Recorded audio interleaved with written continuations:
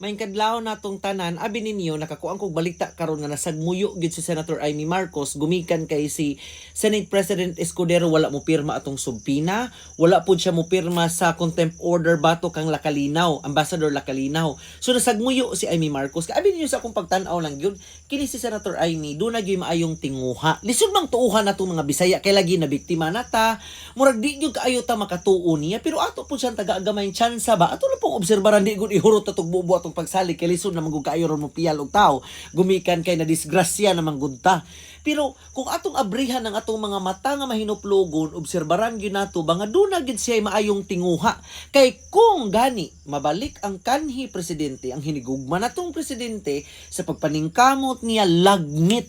katuuhan gyud ang iyang pagpaningkamot makita gyud nato nga nagbaton gyud siya utang kabubuton pero sa iya mangkong sitwasyon karon igsuon pud baya na kita makasabot gyud pud tano ug natas iyang sitwasyon ba igsuon ninyo hinigugma gud pud na ninyo inyong igsuon kinsa ba puy maguwang or igsuon nga ganahan kang mabutang peligro ang imuhang igsuon di baya pud unya na po kay amiga na kay pamilya nga gibatunan og utang kabubuton lisod gyud kayong iduwa ba sumunang ang iya karon na agid siya sa taliwa lisod mang tuuhan nato kay lagi na disgrasya ta pero